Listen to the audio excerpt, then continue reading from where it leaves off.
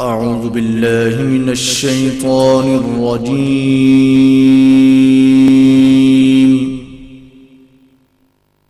بسم الله الرحمن الرحيم.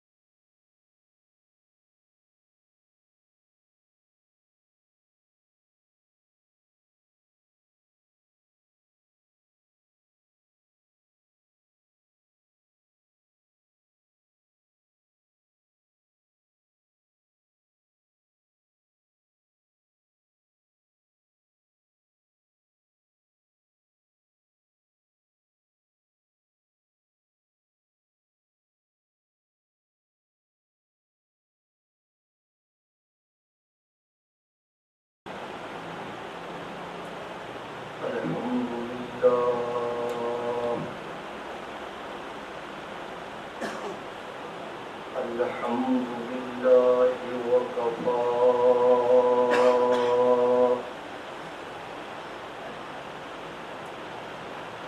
والصلاة والسلام على سيد الرسل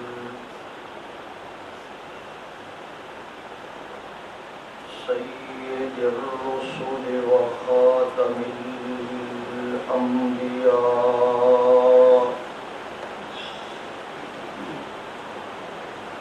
وعلى آله وأصحابه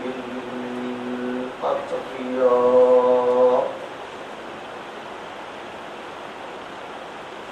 الذين هم خلاصة العرب العرباء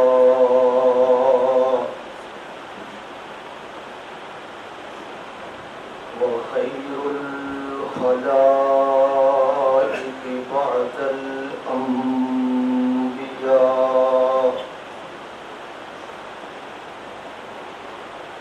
أما بعد فأعوذ بالله من الشيطان الرجيم.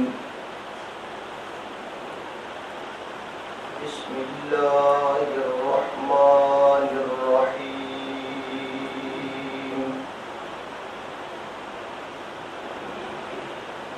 قل هاتوا برهانكم إن كنتم صادقين.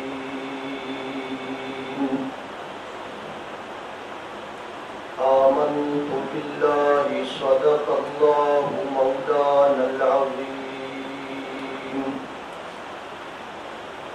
وبلغنا رسوله النبي الكريم ونحن على ذلك من الشاهدين والشاكرين والحمد لله رب العالمين.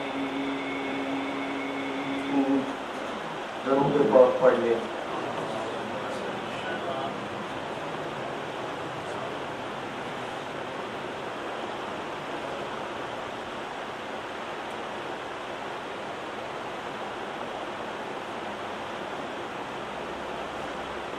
بحمد اللہ بفضل اللہ سیمینارات کا یہ مبارک سلسلہ جاری اور ساری ہے. آج ہمارا 22واں سیمینار ہے اور اس کا عنوان ہے ازالہ شبہات سیمینار نمبر 2. اسی عنوان سے پہلے ایک سیمینار گزر چکا ہے جس میں بحمد اللہ 2.5 گھنٹے گفتگو ہوئی تھی۔ آج اسی سیمینار کا یہ دوسرا حصہ ہے۔ یہ بات ذہن میں رکھے کہ ہماری یہ گفتگو خالص علمی اور تحقیقی گفتگو ہوتی ہے، اور ہمارا مقصد بھی یہی ہے کہ پرامن رہتے ہوئے دوسروں کی عزت اور احترام کا خیال رکھتے ہوئے الزام تراشی، طعنہ زنی اور اشتعال انگیزی سے بچتے ہوئے انتہائی سنجیدگی کے ساتھ اپنے ساتھیوں کے سامنے اپنے گھر میں بیٹھ کر اپنا موقف دلائل اور براہین کی روشنی میں پیش کیا جائے۔ تحقیقی اور علمی گفتگو میں جذبات اور اشتعال کی کوئی حیثیت نہیں ہوتی۔ میری دعا ہے کہ اللہ تبارک و تعالی نیک مقاصد کی تکمیل کے لیے ہماری مدد فرمائے۔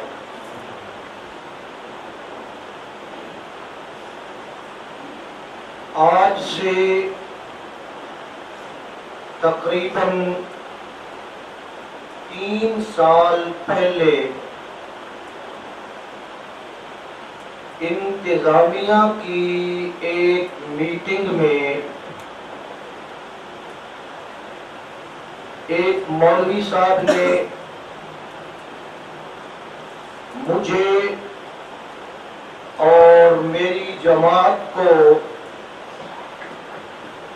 پوری طرح نشانہ بناتے ہوئے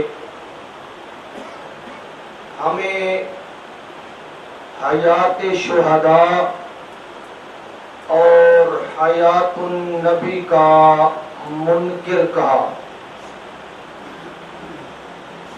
بلکہ اس سے بھی بڑھ کر انہوں نے ہمیں یزیدی، خارجی اور ناصبی تک کہا۔ عربی کا ایک محاورہ ہے البادی اظلم، البادی اظلم۔ بہرحال چونکہ ہمارے اوپر یہ الزام لگایا گیا تھا کہ یہ لوگ حیات شہداء کو نہیں مانتے، یہ لوگ حیات النبی کو نہیں مانتے، کیا مجھے اپنے آپ سے یہ الزام دور کرنے کا حق حاصل ہونا چاہیے یا نہیں ہونا چاہیے؟ بحمداللہ میں نے سیمینارات کا انعقاد کیا اور ان الزامات کو مسترد کرتے ہوئے یہ ثابت کیا کہ ہم حیات شہداء کو بھی مانتے ہیں اور ہم حیات النبی صلی اللہ علیہ وسلم کو بھی مانتے ہیں. ہم عذاب قبر کو بھی مانتے ہیں. جب میں نے وضاحت کر دی پھر ایک رسالہ حیات النبی کے عنوان سے منظر عام پر آیا اور اس رسالے کے اندر یہ آپ کے سامنے میں دکھا رہا ہوں. اس رسالہ کے اندر ہمارے پیر و مرشد سید عنایت اللہ شاہ صاحب بخاری سب کہیں رحمت اللہ تعالی علیہ، انہیں گستاخ رسول کہا گیا. اس رسالہ کے اندر ہمیں سینکڑوں احادیث نبویہ کا منکر کہا گیا. گستاخ رسول مسلمان ہوتا ہے؟ حدیث کا منکر مسلمان ہوتا ہے؟ ہمیں ضال اور مضل کہا گیا. ہمیں انبیاء کرام کی تضلیل اور تضحیق کرنے والا کہا گیا. ہمارے عقائد کو عقائد باطلہ کہا گیا. یہ سب صورتحال آپ کے سامنے ہے. اس کے بعد میں نے ازالہ شبہات سیمینار کے عنوان سے ایک سیمینار کا انعقاد کیا اور تحقیقی انداز میں کوئی گالی نہیں دی، بڑے اچھے اور احترام کے انداز میں ان کے دلائل کا جواب دیا. جواب دینے کے ساتھ ساتھ میں نے مؤلف رسالہ ان کو میں نے دعوت دی تھی کہ آؤ دونوں بھائی مل بیٹھ کر قرآن و حدیث کی روشنی میں اس نزاع کا خاتمہ کر لیتے ہیں. میری یہ دعوت غلط تھی یا ٹھیک تھی؟ احترام کے انداز میں، اخلاص کے انداز میں دونوں بھائی مل کر بیٹھ جاتے ہیں اور قرآن و سنت کی روشنی میں یہ جھگڑا ختم کر لیتے ہیں. میں نے دعوت دی تھی یا نہیں دی تھی؟ آپ کو یاد ہے اور وہ انٹرنیٹ پر موجود ہے. مگر وہ مل بیٹھ کر نزاع کو ختم کرنے کے لیے تیار نہ ہوئے. یہ بات آپ نے سوچنی ہے. سمجھدار آدمی ہے آپ، غور فرمائیں، فکر فرمائیں کہ وہ مل بیٹھ کر بات کرنے کے لیے تیار کیوں نہ ہوئے. اس کا جواب میں نے عرض نہیں کرنا، آپ نے خود سوچنا ہے. بہرحال اس کے بعد 23 فروری کو ایک جلسہ کا انعقاد کیا گیا حیات النبی کے عنوان سے صلی اللہ علیہ وسلم. اس جلسے کے اندر ہمیں حیات النبی کا منکر کہا گیا،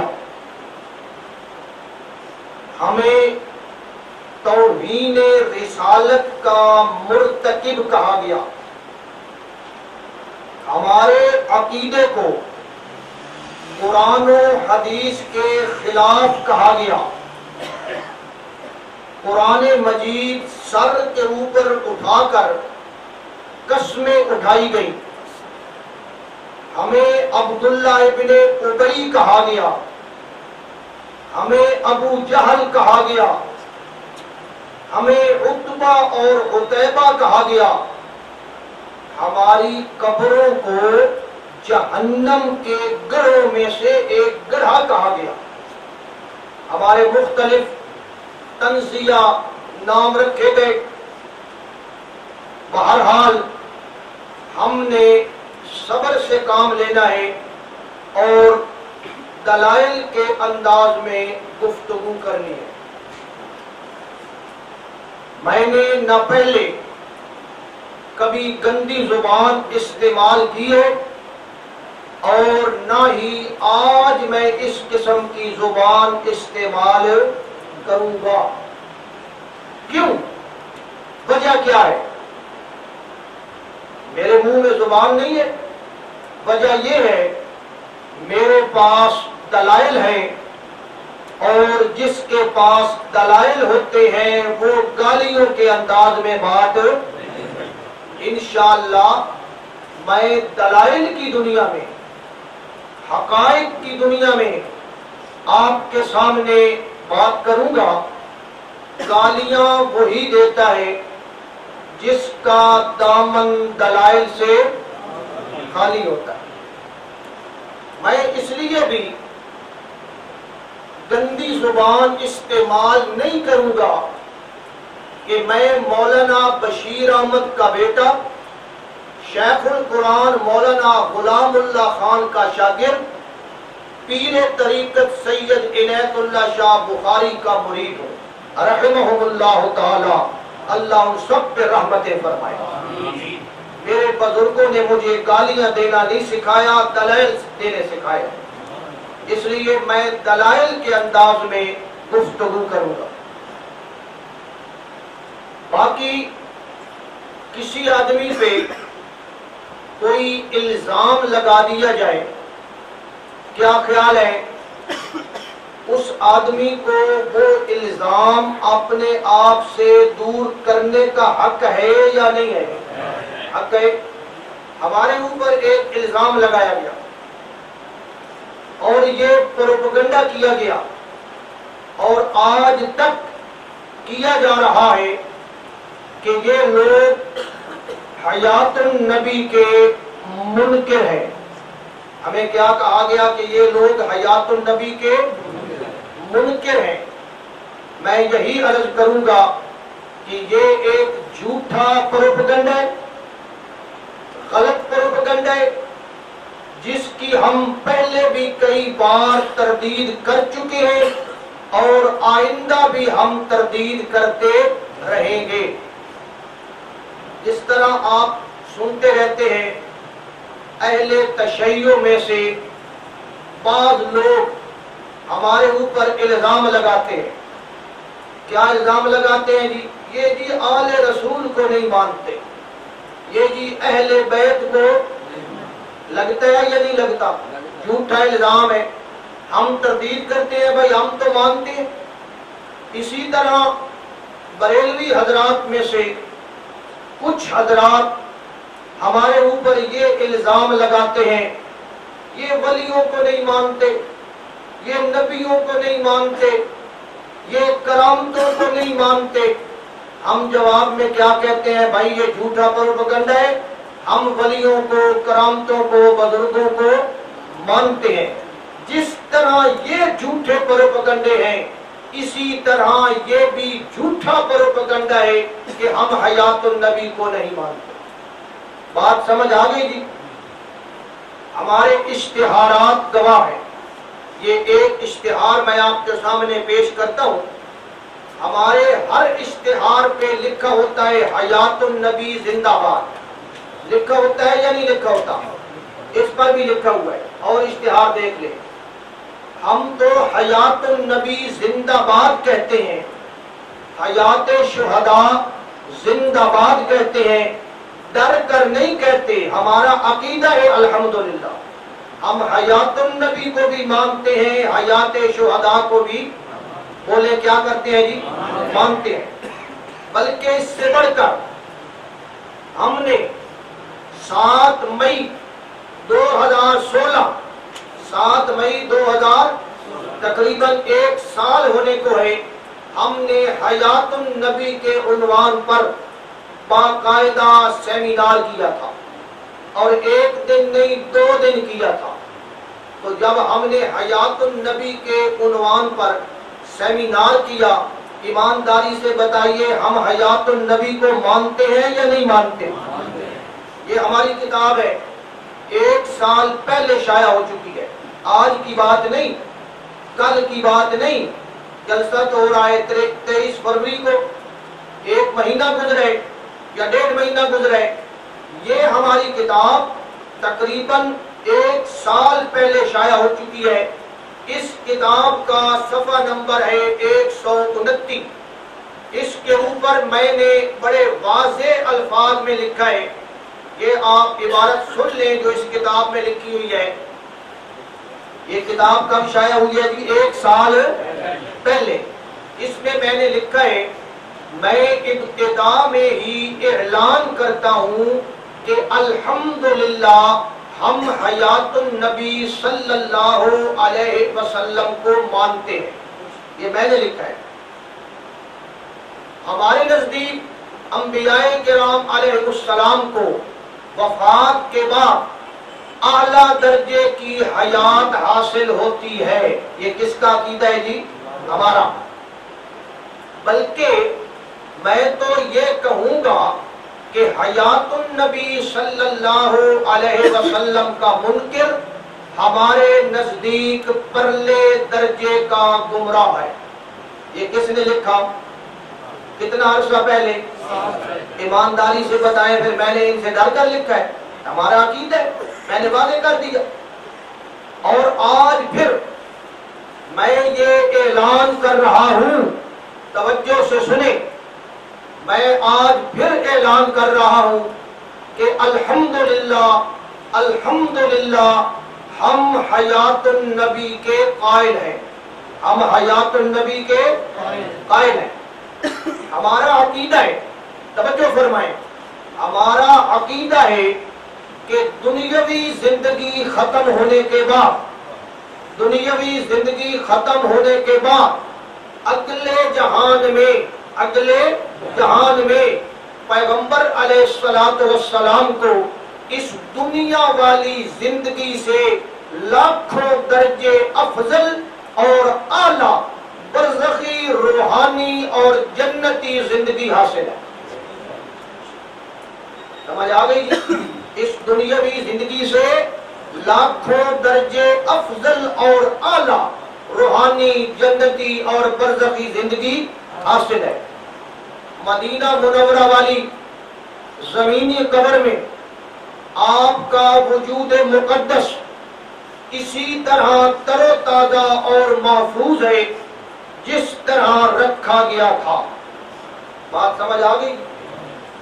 اسی طرح محفوظ ہے جس طرح رکھا گیا تھا، الآن کما کانا۔ اور میں یہ بھی اعلان کر رہا ہوں کہ مٹی آپ کے وجود مبارک کو تو کجا، آپ کے کفن کو بھی میلا کر سکتی۔ اور میں یہ اعلان کر رہا ہوں، توجہ فرمائیں، اپنی شاخ کے اوپر کھڑا، اپنی شاخ کے اوپر کھڑا، شبنم سے بھرا، شبنم جب گرتی ہے نا پھول پہ، اپنی شاخ پہ کھڑا، شبنم سے بھرا گلاب کا پھول اپنی ٹہنی کے اوپر اتنا تر و تازہ اور معطر نہیں ہے جتنا قبر میں میرے پیغمبر صلی اللہ علیہ وسلم کا وجود مقدس تر و تازہ اور معطر ہے۔ اس اعلان کے بعد بھی اگر کوئی کہے کہ یہ حیات النبی کو نہیں مانتے تو پھر میں یہی کہوں گا لعنت اللہ علی الکاذبین۔ بات ختم۔ ایک اور الزام ہمارے اوپر بڑی شد و مد کے ساتھ لگایا جاتا ہے، وہ یہ ہے کہ تم دیوبندی نہیں ہو۔ تم کیا جی؟ دیوبندی نہیں ہو، اس لیے تم حق پر نہیں ہو۔ تم دیوبندی نہیں ہو، تم دیوبندی نہیں ہو، تم حق پر نہیں ہو. حق پر وہی ہوتا ہے جو کیا ہوتا ہے جی؟ دیوبندی. پہلی بات یہ سن لیں توجہ سے, پہلی بات یہ سن لیں, دیوبند کوئی الگ مذہب اور فرقہ نہیں ہے. دیوبند کوئی الگ مذہب اور فرقہ نہیں ہے, نہ ہی دیوبند کوئی الگ دین ہے. دیوبند کوئی الگ دین. فرقہ پسند مولویوں نے, فرقہ پسند مولوی جو فرقے بناتے ہیں, تفرقہ بازی کرتے ہیں, ان مولویوں نے دیوبند کو بھی ایک فرقہ اور مذہب بنا کر پیش کر رکھا ہے. دیوبند کوئی فرقہ نہیں ہے, دیوبند کوئی الگ مذہب, دیوبند کوئی الگ ملت نہیں ہے, دیوبند کوئی الگ دین. دیوبند ایک مدرسہ اور مشرب ہے. دیوبند کیا ہے؟ ایک مدرسہ ہے. اور یہ مدرسہ کب بنا؟ آج سے 150 سال پہلے بنا, 1867 میں, 1867 میں, 1800. اگر آپ گنے نا پورا 150 سال گزر چکا ہے. توجہ فرمائیں, اگر حق پر ہونے کے لیے دیوبندی ہونا ضروری ہے, مجھے بتائیں 1867 سے پہلے کے مسلمان وہ حق پر تھے یا نہ حق پر تھے؟ وہ کیوں حق پر تھے؟ دیوبند تو بنے ہی نہیں. یہ حضرت شاہ ولی اللہ محدث دہلوی, ان کا سارا خانوادہ, یہ سارے دیوبند مدرسہ بننے سے پہلے ہوئے ہیں. تو وہ کیا حق پر نہیں تھے؟ آپ نے جو یہ سمجھ لیا ہے کہ جو دیوبندی ہوگا وہی حق پر ہوگا. 1200 سال کے مسلمان, ان کا کیا کرو گے؟ میرے بھائی بات سمجھو, تحقیقی بات یہ ہے کہ حق پر وہی ہوگا جس کا عقیدہ اللہ کے قرآن اور نبی کے فرمان کے مطابق ہو. یہ کوئی اصول نہیں ہے کہ وہ دیوبندی نہیں ہے لہذا حق پر نہیں ہے. نہ, حق پر وہی ہوگا جس کا عقیدہ قرآن و سنت کے ما انا علیہ و اصحابی کے مطابق ہوگا. وہ کیا ہوگا جی؟ حق پر ہوگا. الحمدللہ. باقی آپ جانتے ہیں دیوبند ایک شہر ہے. دیوبند کیا ہے جی؟ ایک شہر ہے جہاں ایک دینی مدرسہ قائم ہے. ایک دینی مدرسہ قائم ہے. اس شہر کے رہنے والوں کو بھی توجہ کریں, جو اس شہر کے اندر رہنے والے لوگ ہیں ان کو بھی کیا کہا جاتا ہے؟ دیوبندی. کیا کہا جاتا ہے؟ اب بھی آپ چلے جائیں, اس شہر کے جو باسی ہیں, جو رہنے والے ہیں, ان کو کیا کہا جاتا ہے؟ دیوبندی. اور اس لحاظ سے نسبت سے جیسے خوشاب میں رہنے والے کو کیا کہا جاتا ہے؟ گجرات کے رہنے والے کو کیا کہا جاتا ہے؟ پنجاب کے رہنے والے کو کیا کہا جاتا ہے؟ لاہور کے رہنے والے کو کیا کہا جاتا ہے؟ اسی طرح دیوبند کے رہنے والوں کو کیا کہا جاتا ہے؟ دیوبندی. اگلی بات, کچھ وہ لوگ ہیں جنہوں نے دیوبند کے اس مدرسے میں جا کر خود وہاں پہنچے, خود گئے, وہاں پہنچے, وہاں جا کر انہوں نے تعلیم حاصل کی, اس مدرسے کے اندر پڑھتے رہے. ان لوگوں کو بھی کیا کہا جاتا ہے؟ دیوبندی. کیونکہ وہ کہاں پڑھا ہے جی؟ وہ دیوبند میں پڑھے. جیسے جو جامعہ ازہر میں پڑھتا ہے اسے کیا کہتے ہیں؟ ازہری کہتے ہیں یا نہیں کہتے ہیں؟ جو مظاہر العلوم سہارنپور میں پڑھتا ہے کیا کہتے ہیں؟ مظاہری. جو جناب علی گڑھ میں پڑھتا ہے کیا کہتے ہیں؟ علیگ. جو جامعہ اشرفیہ میں پڑھتا ہے کیا کہتے ہیں؟ اشرفی. کہتے ہیں یا نہیں کہتے ہیں؟ جس طرح مظاہری, ازہری, علیگ, اشرفی یہ اس مدرسے کی طرف نسبت ہے, اسی طرح جو آدمی دیوبند میں پڑھتا ہے اسے کیا کہتے ہیں؟ دیوبندی. آگے پھر دو قسمیں بن گئی. کچھ وہ لوگ ہیں جنہوں نے باقاعدہ خود دیوبند میں جا کر تعلیم حاصل کی. کچھ وہ لوگ ہیں جنہوں نے ان کی شاگردی اختیار کی، آگے ان کے کیا بنے؟ شاگرد بنے، اور شاگرد در شاگرد بنتے گئے۔ استاد نے دیوبند میں پڑھا، آگے شاگرد نے اس سے پڑھا، پھر اس کا شاگرد، پھر اس کا شاگرد۔ انہوں نے فیض تو حاصل کیا ہے دیوبند سے، لیکن بالواسطہ حاصل کیا ہے۔ بالواسطہ جانتے ہو؟ بالواسطہ حاصل کیا ہے۔ اور کچھ وہ لوگ ہیں جنہوں نے بلا واسطہ دارالعلوم دیوبند سے فیض حاصل کیا ہے، یہ بھی دیوبندی کہلاتے ہیں، یہ بھی دیوبندی کہلاتے ہیں۔ لیکن اگر آپ غور فرمائیں تو اصلی دیوبندی پھر کس کو کہنا چاہیے؟ جو دیوبند کا تو اصل دیوبندی ہے نا، جو وہاں گیا اور باقاعدہ پڑھا اور باقاعدہ دیوبند کے اساتذہ سے پڑھا۔ دیوبندی ہمیں بھی لوگ کہتے ہیں، لیکن ہم نے دیوبند کے پڑھے ہوئے سے پڑھا، ہم خود دیوبند نہیں گئے۔ اور الحمدللہ الحمدللہ خوشاب شہر کے اس علاقہ میں دیوبند کے اندر پڑھنے کا یہ شرف صرف استاذ العلماء مولانا بشیر احمد رحمہ اللہ کو حاصل ہے۔ یہ ہمارے والد صاحب کی دارالعلوم دیوبند کی سند ہے۔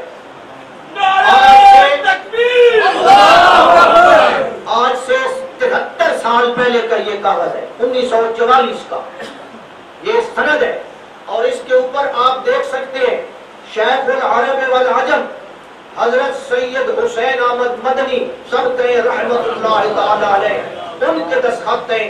شیخ الادب حضرت مولانا اعزاز علی صاحب دیوبندی، ان کے دستخط ہیں۔ محتمم دارالعلوم دیوبند قاری محمد طیب صاحب رحمہ اللہ، ان تمام بزرگوں کے دستخط موجود ہیں۔ تو پھر آپ مجھے بتائیں ہم دیوبندی ہوئے کہ نہ ہوئے؟ ہم دیوبندی ہوئے کہ نہ ہوئے؟ میرے والد صاحب نے موقوف علیہ بھی وہاں کیا، وہاں 2 سال گزارے، باقی لوگ 1 سال گزارتے ہیں، انہوں نے 2 سال گزارے، اور دورہ حدیث بھی وہاں کیا۔ پھر جب 1980 میں توجہ فرمائیں، 1980 میں دیوبند کے مدرسہ میں 100 سالہ اجلاس ہوا، ہمارے والد صاحب پھر وہاں گئے اور وہاں انہوں نے ان کی دستار بندی بھی کی۔ تو میرے والد کی دستار بندی دارالعلوم دیوبند میں ہوئی کہ نہ ہوئی؟ اب بتاؤ ہم دیوبندی ہوئے کہ نہ ہوئے؟ ہم دیوبندی ہوئے۔ میرے بھائی تو بھی اپنے بزرگوار کی دیوبند کی سند پیش کر، پیش کرو۔ یہ شرف صرف مولانا بشیر احمد کو حاصل ہے، سب کے رحمت اللہ تعالی علیہ۔ اگلی بات، ایک اور الزام، ایک پروپیگنڈا یہ کیا جاتا ہے، آج کوئی دلائل زیادہ نہیں ہے، مختصر بات ہے۔ پروپیگنڈا یہ کیا گیا کہ شیخ القرآن مولانا غلام اللہ خان ہمارے، بڑا پروپیگنڈا ہے جی، شیخ القرآن ہمارے ہیں۔ میں سمجھتا ہوں یہ جاہلانہ اور بچگانہ باتیں ہیں۔ یہ کیا ہے جی؟ بچگانہ، یہ بچگانہ جاہلانہ باتیں ہیں۔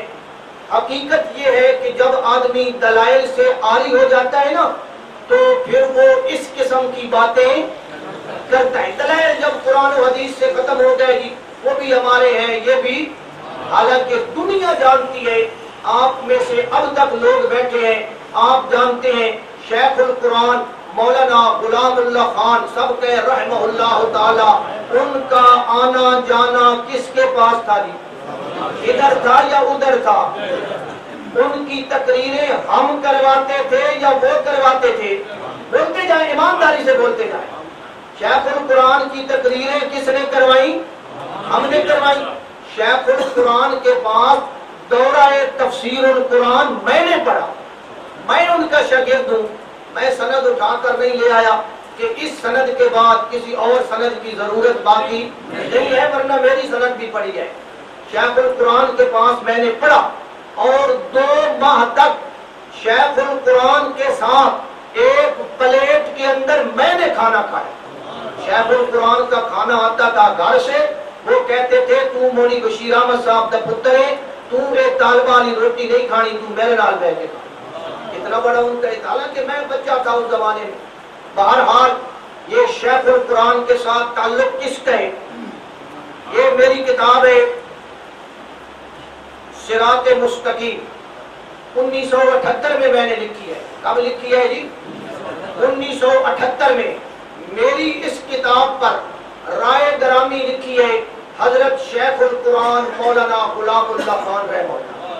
تعلق میرا بڑھتا ہے کہ نہیں بڑھتا؟ اور مولانا غلام اللہ خان لکھتے ہیں، آخری فقرہ سن لیں، لکھتے ہیں اس عمر میں عزیز کا یہ کام مستقبل میں اونچائی کا پیش خیمہ ہے، میں اس پر اخل مکرم مولانا بشیر احمد صاحب کو مبارکباد پیش کرتا ہوں۔ لا شیخ غلام اللہ، یہ میری کتاب پر شیخ القرآن نے تقریر لکھی اور مولانا بشیر احمد کو کیا کہا؟ اخل مکرم، میرا محترم بھائی۔ تو ایمانداری سے بتائیے، بچگانہ باتیں چھوڑیں، شیخ القرآن کے ساتھ پھر تعلق کس کا ہوا جی؟ ان کے دکھ سکھ میں ہم شریک ہوئے یا تم شریک ہوئے؟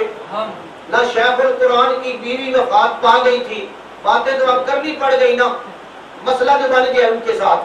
تو ایمانداری سے بتائیے، مولانا بشیر احمد گئے تھے یا وہاں سے کوئی گیا تھا؟ ان کی بیمار کرسی، شیخ القرآن بیمار ہوئے، بیمار کرسی پہ ہم گئے تھے یا تم گئے تھے؟ اچھا، شیخ القرآن کی ڈیتھ ہو گئی، وفات ہو گئی، ان کے جنازے پہ ہم گئے یا تم گئے؟ شیخ القرآن کا بیٹا قاضی حسین علی وہ فوت ہو گیا، احسان وہ فوت ہو گیا، جنازے پہ ہم گئے یا تم گئے؟ حسین علی فوت ہوا، جنازے پہ ہم گئے یا تم گئے؟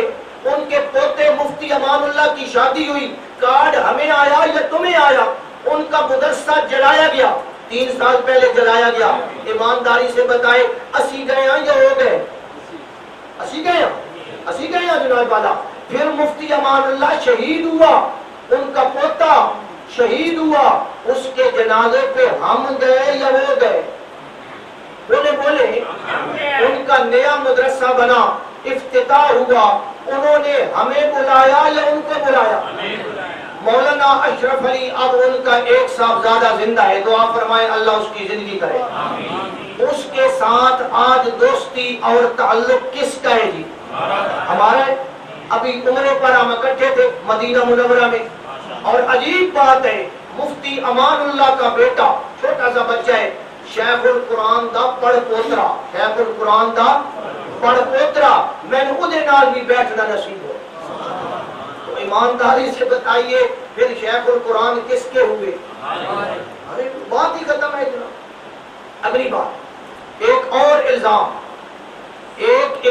یہ لگایا جاتا ہے کہ مولانا بشیر احمد جو تھے نا، سب کہہ رحمہ اللہ تعالی، وہ بھی ہماری طرح حیاتی تھے۔ مولانا بشیر احمد کیا تھے؟ ہماری طرح حیاتی تھے۔ ایمانداری سے بتائیے، اگر آپ کی طرح حیاتی ہوتے تو عید علیحدہ کرتے؟ یہ پرانے آدمی بیٹھے ہیں، آپ کو پتہ ہے عید علیحدہ کیوں ہوئی تھی؟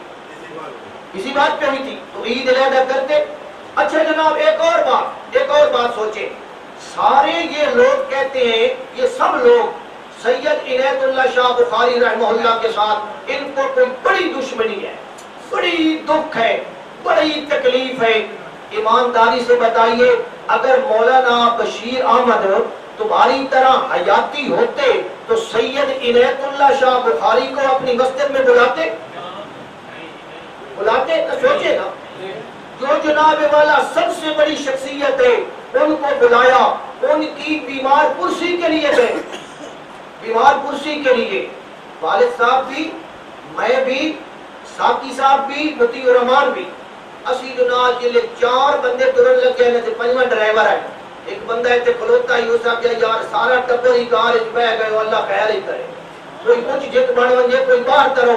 والد صاحب آپ کیا بھائی مسئلہ ایسا ہے کہ سید عنایت اللہ شاہ بخاری کو پوچھنا ہے، لہذا میرے سارے بچے کی خواہش ہے کہ اپنے پترن لے کے عنایت اللہ شاہ بخاری کے کول گئے کہ نہ گئے؟ اگر حیاتی ہوتے تو جاتے نہ، پھر ان کی اولاد کے ساتھ ہمارا تعلق ہے یا نہیں؟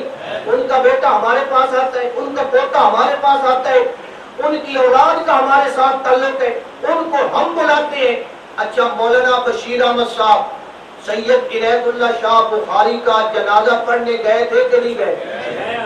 جمعہ استادہ چھوڑ دیتا وہ جڑے جمعہ ہے استادہ جمعہ چھوڑ دیتا جمعہ تے نہیں پڑھاونا کوئی اور پڑھا دے سی سید عنایت اللہ شاہ بخاری کا جنازہ ہے ایمانداری نال دسو پھر اگر مولانا بشیر احمد حیاتی ہونا کہ سید عنایت اللہ شاہ بخاری دے جناب جنازے تے جاوے نا اس لیے میرے بھائی یہ بات نہیں ہے مولانا بشیر احمد ہمارے والد تھے اور ان کا عقیدہ ہم بہتر ہم جانتے ہیں یا تم جانتے ہو صاحب الدار ادرا بما فیہ اچھا جناب اگلی بات الحمدللہ الحمدللہ توجہ سے سنیں ہمارا دعویٰ بھی وہی ہے اور ہماری دعوت بھی وہی ہے ہم نے آج تک اپنا دعویٰ بدلا نہیں ہے اور دعوت بھی دعوت یہی ہے کہ جس بزرگ نے یہ رسالہ لکھا ہے نا وہ آئیں اور مل بیٹھ کر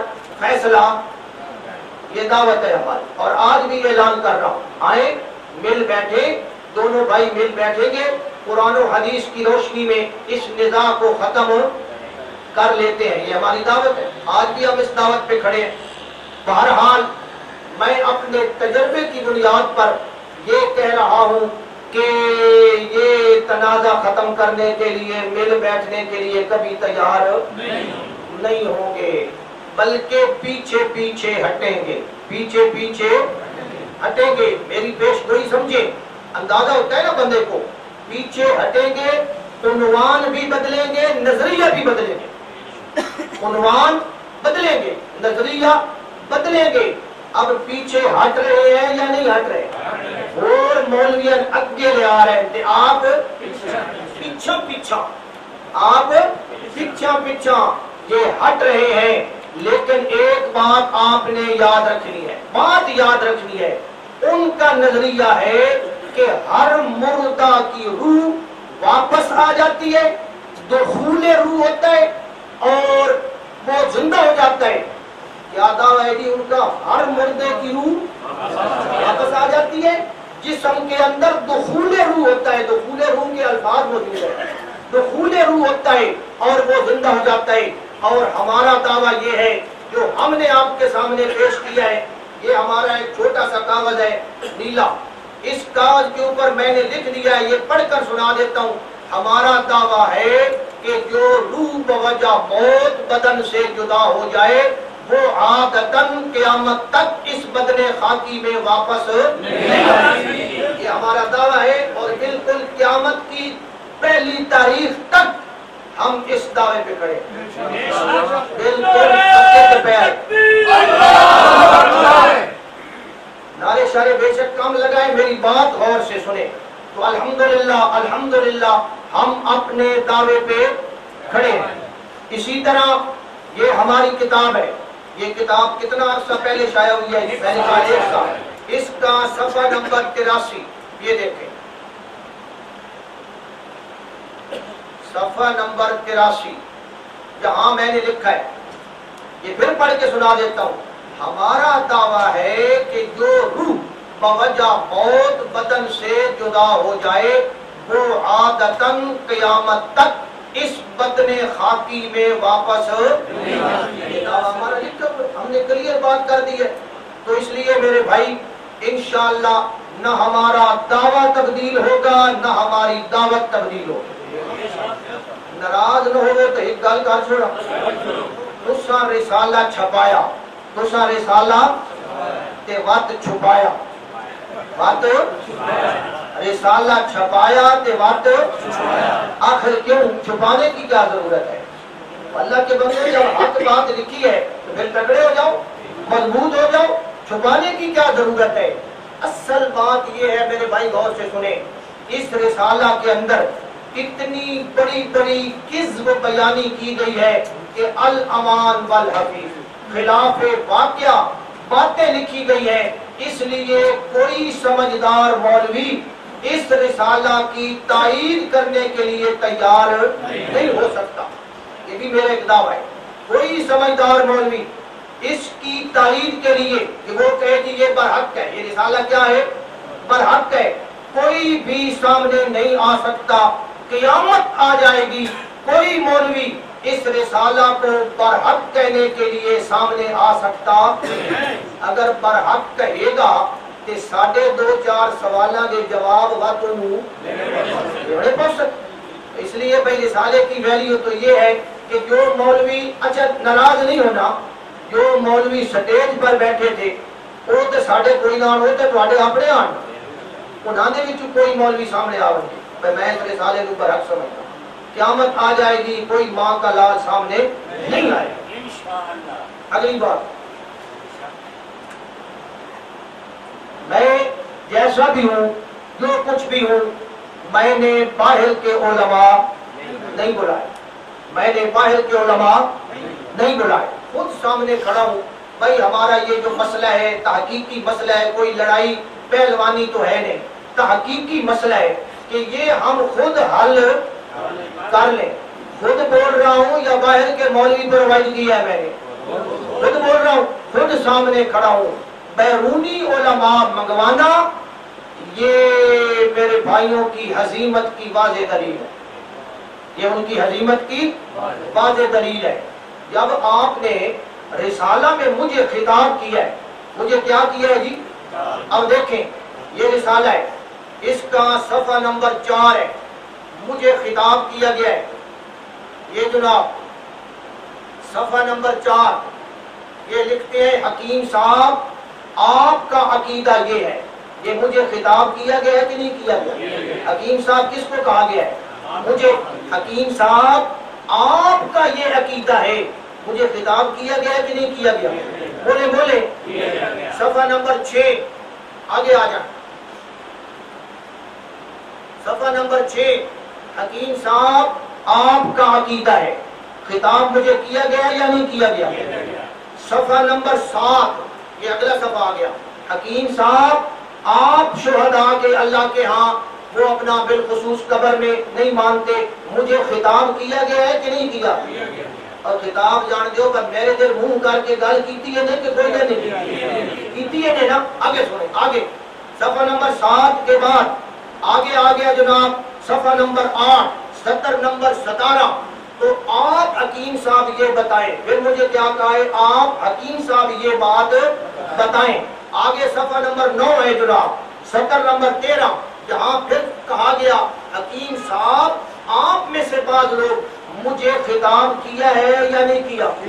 بار بار مجھے خطاب کیا ہے، تو میں جناب حاضر ہوں، آؤ مل کر بیٹھ کر بات کر لیتے ہیں، نہ کوئی غلط بات ہے۔ جب آپ نے مجھے خطاب کیا ہے کہ مجھے باقاعدہ جناب خطاب کر کے بات کی ہے، تو میں یہی تو کہتا ہوں کہ دونوں بھائی مل بیٹھ کر بات کر لیتے ہیں۔ تو پھر اب مجھے خطاب کیا ہے کہ بات ہوں میں حاضر، میں ہوں حاضر۔ کبڈی کدی ویکھی نے، وہ ایک بندہ آنا تو وہ چانٹ مرے گا، تو دوسرا کیا کرے گا؟ وہ چمڑ رہے گا، انہیں گا لینا وہ آدھا ہوں میں نے ہاتھ لائے ہی ہوں بندہ نے، اور میرے بچوں میں نے ہاتھ لائے نے، میں ہوں تو آنے گاٹے پھرتا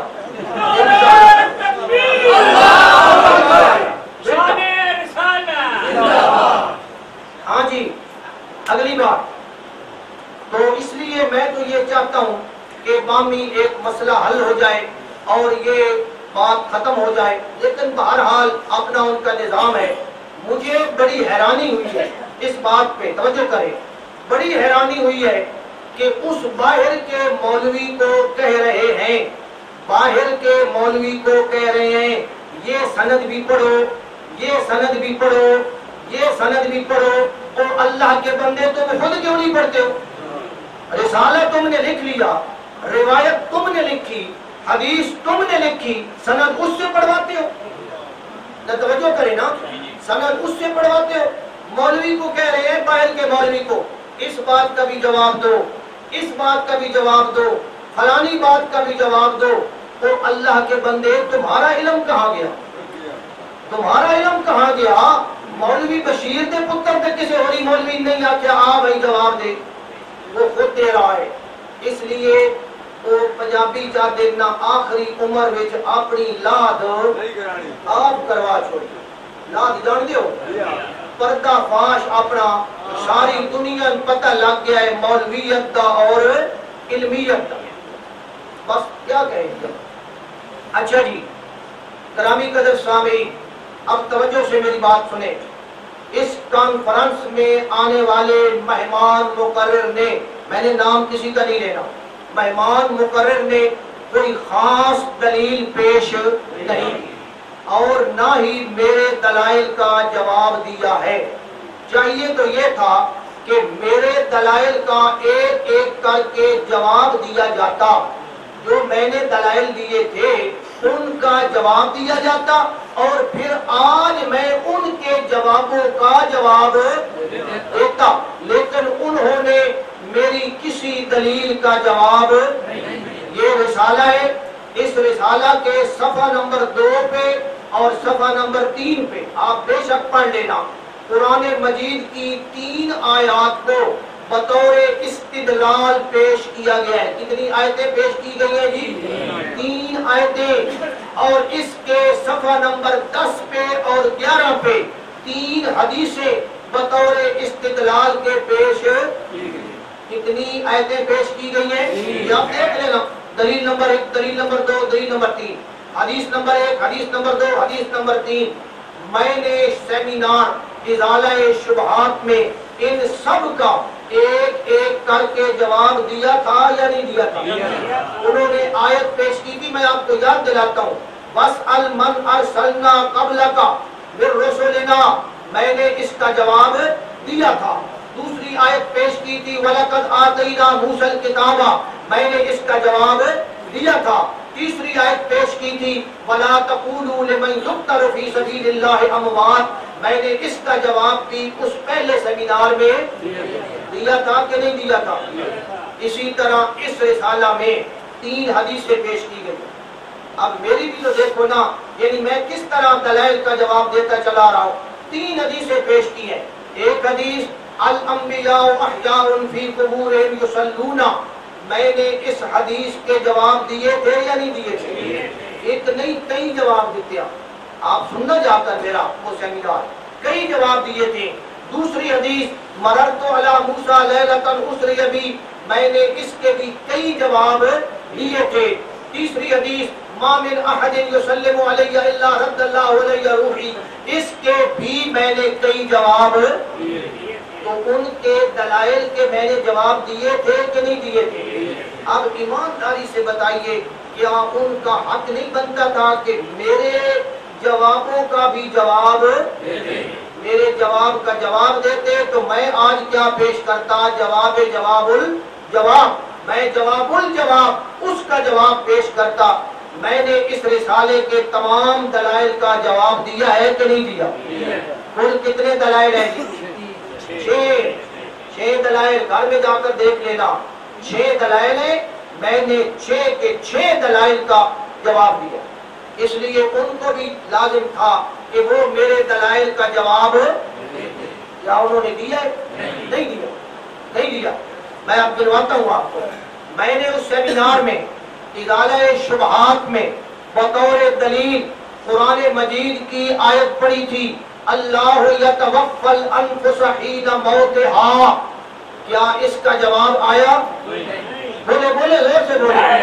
میں نے دوسری دلیل پڑھی تھی ثم انکم بعد ذلک لمیتون ثم انکم یوم القیامت تبعثون. جواب آیا؟ میں نے تیسری آیت پیش کی تھی وَإِذَا النُّفُوسُ زُوِّجَتْ، بتائیے جواب آیا؟ میں نے چوتھی آیت پیش کی تھی فَأَنشَرْنَا بِهِ بَلْدَةً مَيْتًا كَذَلِكَ تُخْرَجُونَ. جواب آیا؟ میں نے 5ویں دلیل پیش کی تھی وَالَّذِي يُمِيتُنِي ثُمَّ يُحْيِينِ، حضرت ابراہیم علیہ السلام کے بارے میں. جواب آیا؟ میں نے 6ٹھی دلیل پیش کی تھی وَسَلَامٌ عَلَيْهِ يَوْمَ وُلِدَ وَيَوْمَ يَمُوتُ، حضرت یحییٰ کے متعلق. جواب آیا؟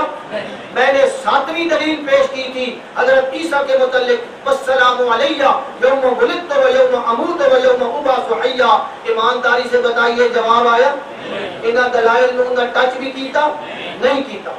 اسی طرح میں نے حدیث پیش کی تھی، توجہ فرمائے، 5 حدیثیں میں نے اس سیمینار میں پیش کی تھی. پہلی حدیث تھی مسلم شریف کی، حضرت عبداللہ بن مسعود رضی اللہ تعالیٰ عنہ راوی ہے.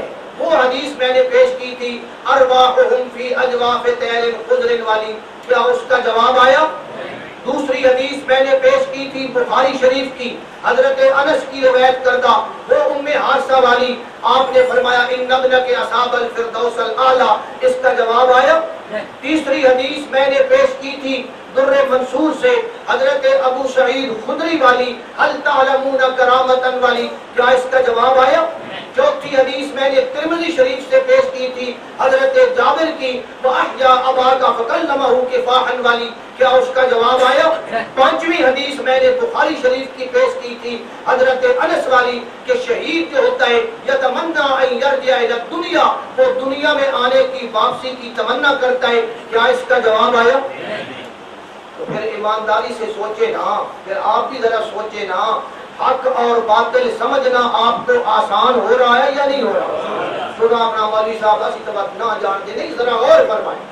اسی طرح ایک اور بات، آنے والے مہمان مقرر نے حیات النبی کے ثبوت کے لیے توجہ فرمائے، آنے والے مہمان مقرر صاحب نے حیات النبی کے ثبوت کے لیے قرآن مجید کی ایک آیت تلاوت کی۔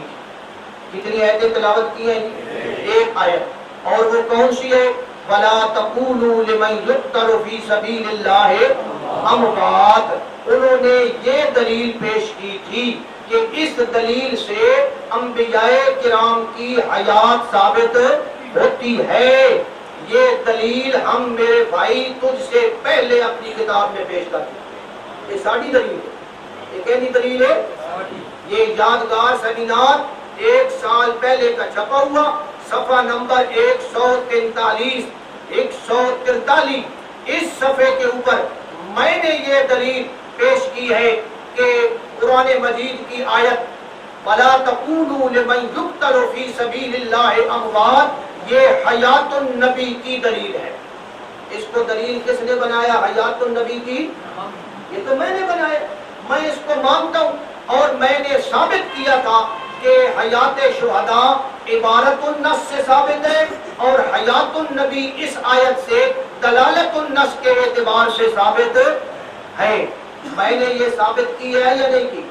یہ تو ہماری دلیل ہے، یہ تو ہماری دلیل ہے۔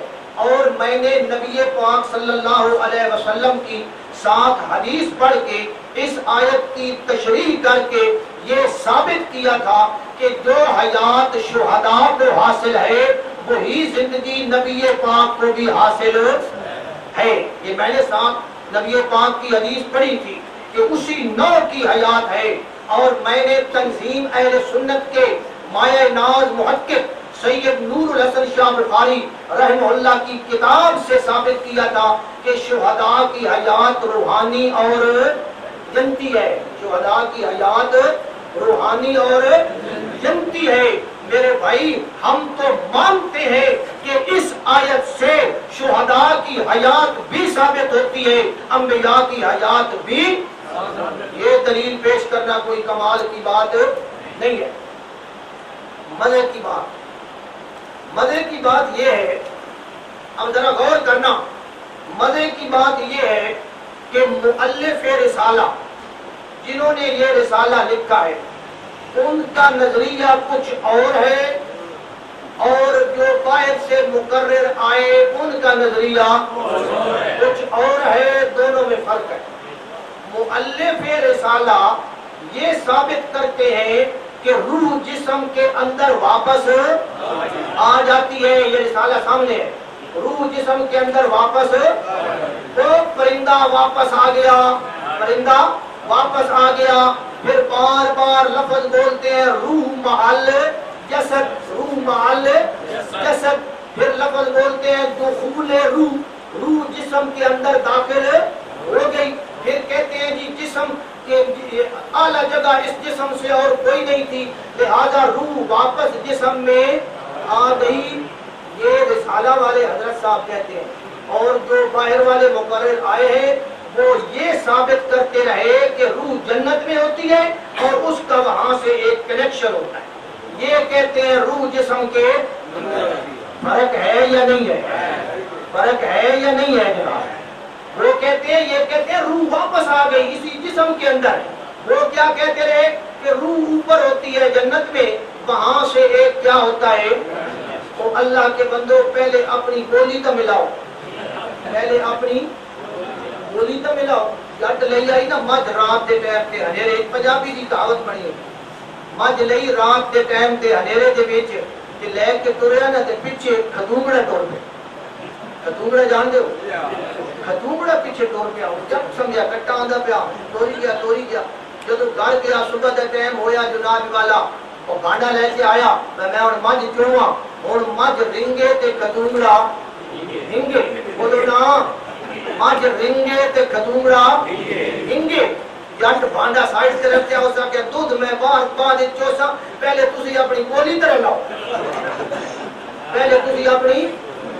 میرے بھائی باہر والا مقرر کچھ اور بیان کرتا رہا اور تمہارا نظریہ.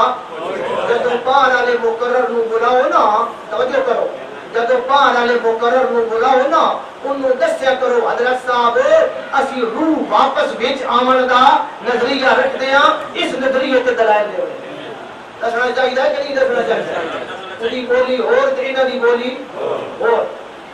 اچھا جناب والا، باہر والے مقرر صاحب نے اپنے عقیدے کو ثابت کرنے کے لیے توجہ فرمائے، انہوں نے اپنے عقیدے کو ثابت کرنے کے لیے ایک حدیث پڑھی ہے. میں بالکل جناب واضح بات کروں گا. انہوں نے ایک حدیث پڑھی ہے، مررت علی موسیٰ لیلۃ اسری بی. لیکن اس حدیث کا جواب میں نے ازالہ شبہات میں دے دیا تھا. دے دیا تھا کہ نہیں دیا تھا؟ انہوں نے ایک اور حدیث پڑھی ہے، الانبیاء احیاء فی قبورہم یصلون.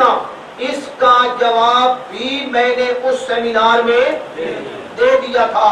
انہوں نے ایک واقعہ بیان کیا ہے امامت انبیاء کا کہ نبی پاک نے معراج والی رات سارے نبیوں کو جماعت کرائی. میں نے اس کا جواب بھی دیا تھا کہ نہیں دیا تھا؟ پھر جا کر سن لینا.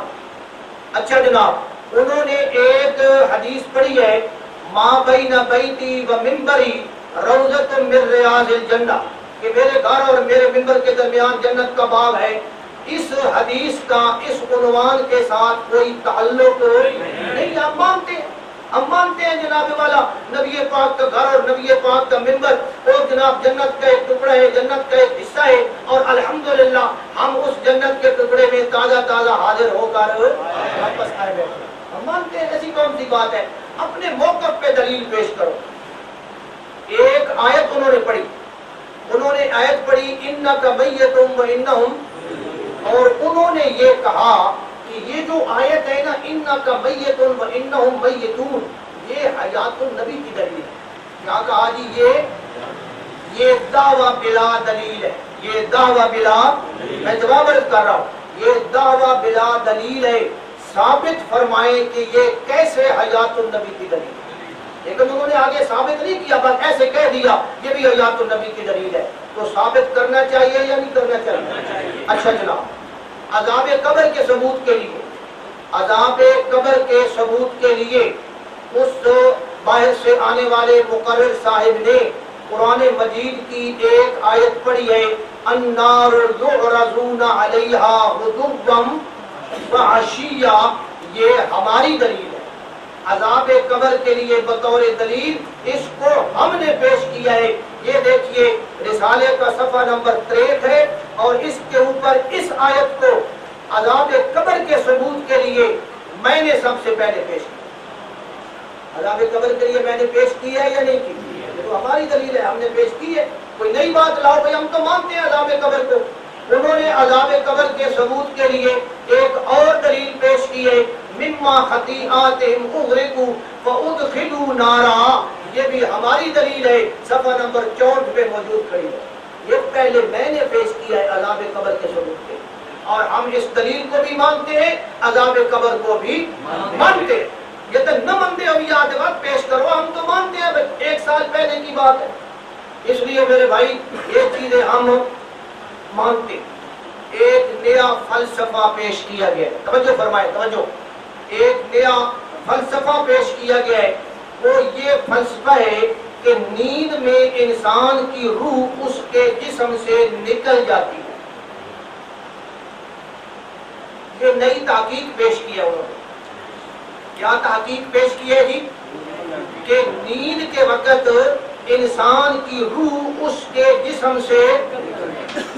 میں جواباً عرض کرتا ہوں کہ یہ سراسر غلط بات ہے، بالکل غلط بات ہے. آپ تحقیق کر لیں، حالت نیند میں انسان کی روح اس کے جسم سے نکلتی نہیں ہے. اللہ کے بندوں کم از کم حضرت تھانوی کا ترجمہ پڑھ لو. حضرت تھانوی فرماتے ہیں کہ نیند کی حالت میں یہ روح جزوی طور پر معطل ہو جاتی ہے، من بعض الوجوہ معطل ہو جاتی ہے، اس کا اثر کم ہو جاتا ہے، باہر نکل دی. اور میں تو مثال دیواں جویں کدے کدے بجلی ڈم ہو جاندی نا، یہ اللہ کی قدرت ہے. نیند کی حالت میں روح اندر ہے لیکن اس کے اثرات کم ہو رہے، تو روح اندر ہوتی ہے باہر. تو یہ ثبوت ان کو دینا چاہیے کہ نہیں دینا چاہیے کہ روح نکل جاتی ہے؟ میں نے تو یہ کہہ دیا کہ یہ سراسر بات کیا ہے جی، بس. ایک اور فلسفہ، نواں فلسفہ یہ پیش کیا ہے کہ سونے والا بھی سنتا ہے. سونے والا بھی سنتا ہے، یہ فلسفہ ہے باقاعدہ. وہ کہتے ہیں جی اگر سنتا نہیں تو الارم کیوں لیندے ہو؟ اس کا مطلب ہے سون والا بھی سنتا ہے. میں کہتا ہوں یہ بالکل غلط بات ہے. آپ اس کی تحقیق کر لیں، سونے والا سنتا نہیں ہے. حضرت تھانوی کی بات پڑھ لیں، بیان القرآن پڑھ لیں. وہ فرماتے ہیں کہ سونے والے کا ادراک ختم ہو جاتا ہے، اس کو ادراک نہیں ہوتا. اصل گل یہ میں تو سمجھے نا، آواز کی لہریں ہوتی ہیں. آواز کی کیا ہوتی ہے؟ لہریں.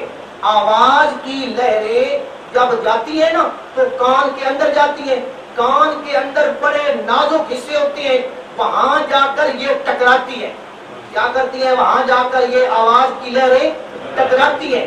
وہ جو حساس حصے ہوتے ہیں ان میں زبزبہ پیدا ہوتا ہے. انہیں ناپنا زبزبہ کے ہونا، ارتعاش پیدا ہوتا ہے، حرکت پیدا ہوتی ہے. اس طرح نا وہ اندرلے حصے کم دیں. جب وہ اس طرح تھر تھراتے ہیں نا تو انسان کے اندر تحریک پیدا ہوتی ہے اور انسان جاگ جاتا ہے اور جاگنے کے بعد سنتا ہے. میں نے بات کی ہے، پھر سمجھے. وہ جناب حساس حصوں سے ارتعاش پیدا ہوتا ہے جس کی وجہ سے سونے والا جاگ جاتا ہے. اور پھر ورنہ بھائی اگر سونے والا سنتا ہے تو وہ ستا رہے تو سنتا رہے، جاگنا کیوں؟ نہ غور کرو، سنتا رہے تو سنتا رہے، وہ جاگ کیوں جاتا ہے؟ اصل میں جب وہ جاگ جاتا ہے پھر وہ خوشی بھی جب جاگ دے ہو نا کہ پہلی یہ گلاں تو ہم کوئی نہیں معلوم ہونی، اس وقت جڑی گل تھوڑی تھوڑی ہو اس وقت جو ہے گل میں سن، تو سونے والا سنتا نہیں ہے. اچھا جی، ایک اور فلسفہ یہ پیش کیا گیا ہے کہ صحابہ کرام نے پیغمبر علیہ الصلوۃ والسلام کو جب دفن کیا تھا یا نہیں کیا تھا؟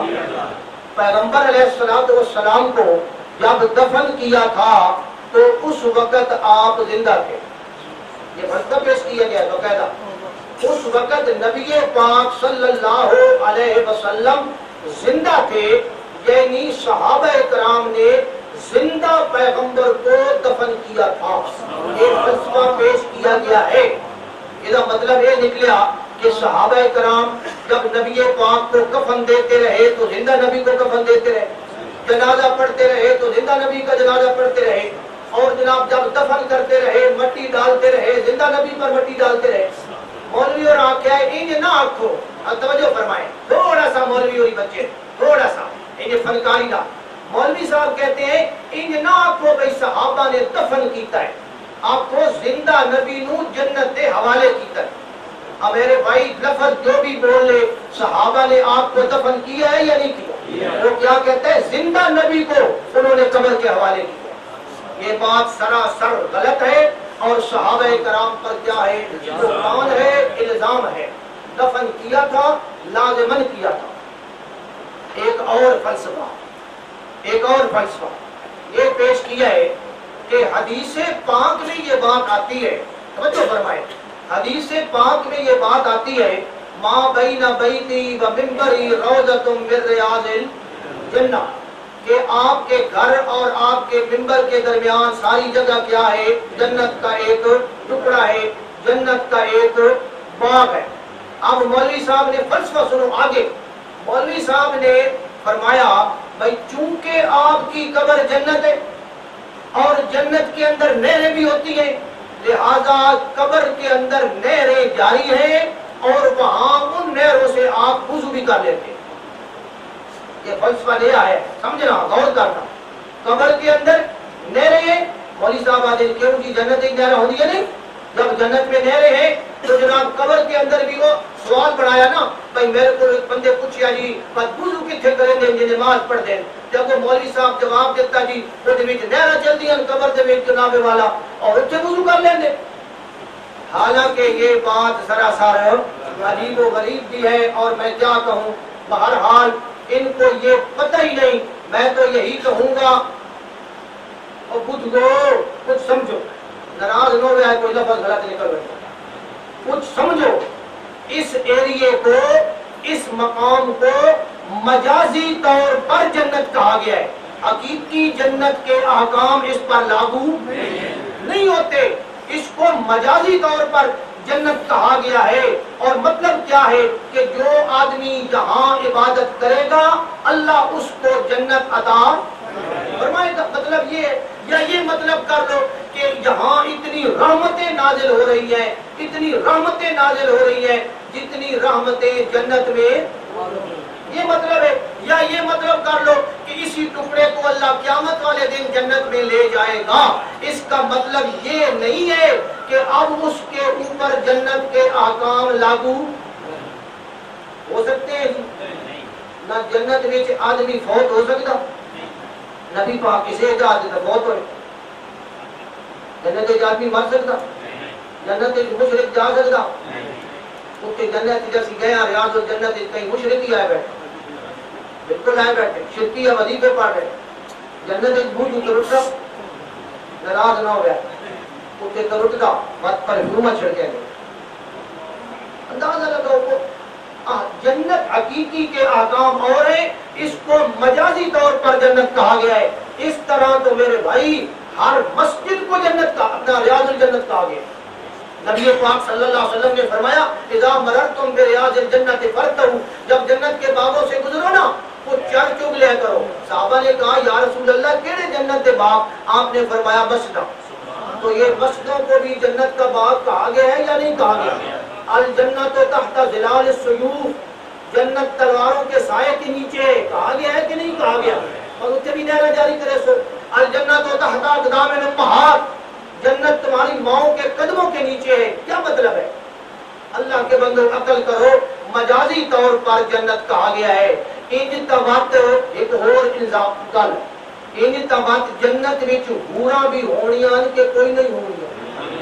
نبی پاک دی قبر وچ حوراں بھی ثابت کرے سو، توجہ فرماؤ نا، نہریں ثابت کر رہے ہو، حوریں بھی ثابت کرو گے، حقیقی جنت میں تو حوریں بھی ہوگی۔ اللہ تعالیٰ معاف فرمائے، اللہ تعالیٰ سمجھ عطا فرمائے۔